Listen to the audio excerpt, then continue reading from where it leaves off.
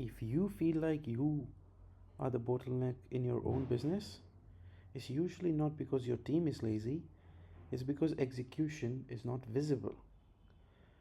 So decisions stall, owners are unclear, and updates basically live in WhatsApp. This is why I want to present to you what I call my execution OS framework.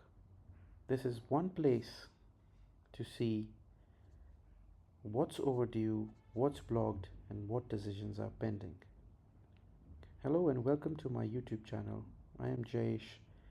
Okay, so this is the dashboard view, which is the one view where owners or CEOs can at a glance see what is blocked, what's overdue, what decisions are pending, how many total tasks are, etc. etc. Let's move on to the first tab in our framework, which is the tracker tab. This tab here is the owner's tracker. It's the single source of truth. Every task must have an owner, which is really important. It should also have a due date and a status. So here are some examples that I've already filled out. Be present with a task ID. It can be anything your organization uses, the kind of work stream it is, the task name, the owner. Let's say the owner is ops lead, right?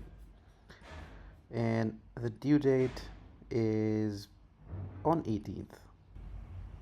And the progress is that it's not started yet. It's a high priority task, but you can also choose from medium and low, and whether or not this task is being blocked for some of the other reason. If it's just being blocked, we click on block. And we also mention the reason for the block. What is the blocker?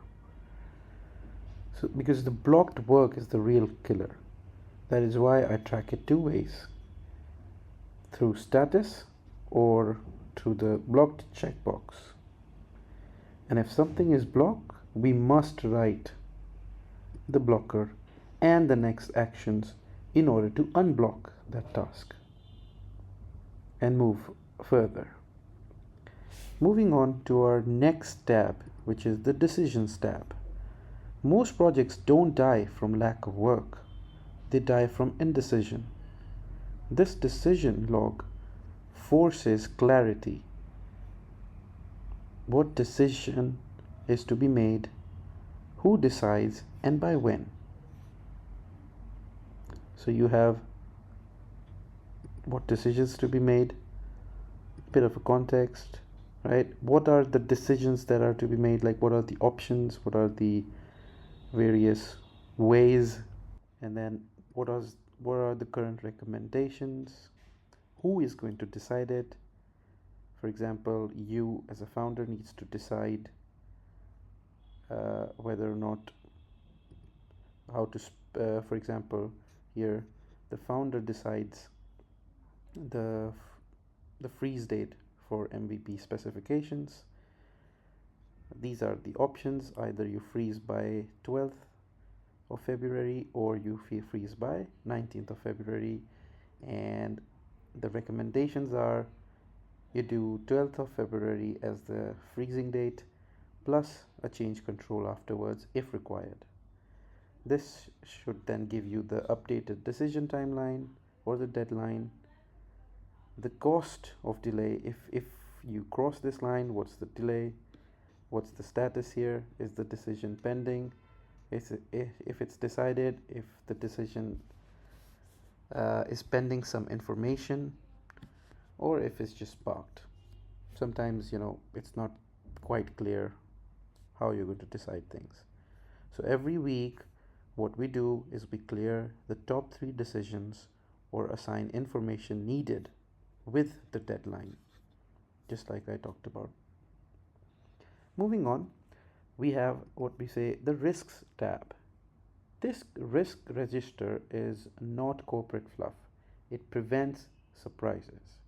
If a risk is high probability and high impact, right? This LMH stands for low, medium, and high. Same goes for impact. So if it's a high probability and high impact, we assign an owner and the mitigation plan. So what would be the warning signs, the mitigation plans, etc. Finally, we move on to the weekly update tab.